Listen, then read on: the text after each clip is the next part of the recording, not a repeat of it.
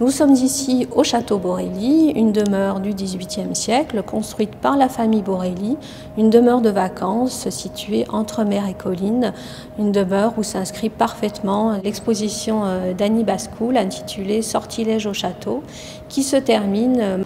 Et donc le musée vous invite, avant que le charme ne soit rompu, à une dernière visite de cette exposition, une invitation à la contemplation et à la rêverie. Dans le salon d'honneur, on découvre le travail d'Annie Bascoul. Annie Bascoul est une plasticienne dont l'œuvre tient tout autant de l'enluminure que de la sculpture. Son travail est une défense de l'ornementation qu'elle décline à travers la dentelle, la broderie, le dessin, la sculpture, la vidéo, puisant son inspiration dans le règne végétal, les arts décoratifs, les beaux-arts et la mode. Dans ce grand salon se déploie le spectaculaire moucharabier en dentelle à l'aiguille d'Alençon, première expérience d'Annie Bascoul de la technique à très grande échelle. Il a fallu en effet adapter ce processus minutieux, nécessitant pas moins de 7 heures de travail par centimètre carré, aux dimensions de l'installation, soit 3 mètres sur 6, une véritable prouesse technique que le spectateur est invité à traverser, un passage de l'ombre à la lumière. À l'intérieur de cette cage fastueuse, à la fois chambre et jardin imaginaire, on découvre l'attrait de l'artiste pour la littérature et la poésie, fréquemment associés dans son œuvre. Ainsi, des encolies, petites fleurs des champs, se muent entre ses mains en plantes sculpturales organiques. Le lit de jardin, jardin de lit, dont le sommier posé au sol est composé à partir d'une poésie libertine, Le Mai, de Beroald de Verville, un écrivain du XVIe siècle, écrite ici en fil de laiton doré.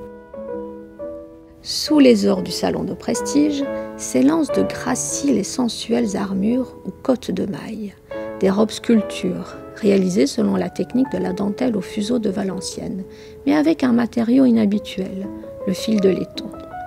Hautement graphique, elle suggère par la ligne, la transparence et le vide l'idée d'un corps, celui des habitantes du château peut-être. Pour Annie Bascoul en tout cas, elles sont des robes de bal qui invitent au plaisir. Au premier étage, nous allons découvrir une installation, Vivre en Watteau. Depuis 2004, Annie Bascoul travaille autour de l'œuvre de Watteau, dont elle partage les thèmes de prédilection. Les fêtes galantes, les jardins, l'amour, les fleurs, la mode. Plusieurs séries sont nées de ce travail. L'installation Vivre en Watteau en fait partie. Projetée sur 2 fauteuils et un canapé de style Louis XV et Louis XVI, près de 800 motifs décoratifs inspirés de gravures du peintre de Valenciennes. Découpées, agrandies et colorisées, les images défilent sur les sièges en une subtile succession d'étoffes. Toujours en quête d'expérimentation, Annie Bascoul enrichit son travail de nouvelles technologies, notamment l'impression 3D appliquée à la dentelle. À partir des fichiers numériques qu'elle conçoit, elle crée des pièces uniques ou des éléments associés à la dentelle. C'est le cas de l'installation Aux Marches du Palais, transcription quasi littérale de la célèbre chanson. Les lits des 2 amoureux sont en dentelle, réalisés au point de tulle et brodés de pervenches blanches. Les pieds sont en pééla, tout comme les chaussures du petit cordonnier, clin d'œil à la profession de l'heureux élu dans la chanson. Cette installation témoigne de cet érotisme latent qui traverse l'œuvre d'Annie Bascoul, à l'image également de la rivière de fil blanc unissant les 2 lits, symbole de la jouissance féminine.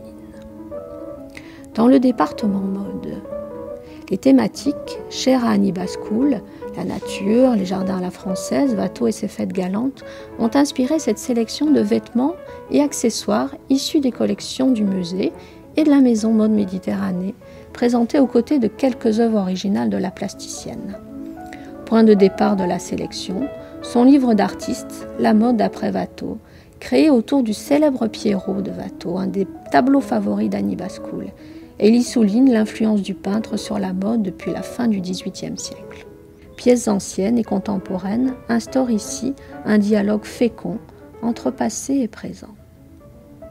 Avec Annie Bascoul, la crinoline se fait sculpture. S'inspirant des jardins à la française, l'artiste dessine dans le métal des motifs de parterres de broderie qui connurent un âge d'or au XVIIe siècle. Le parcours s'achève avec cette étonnante robe pétrifiée d'Annie Bascoul.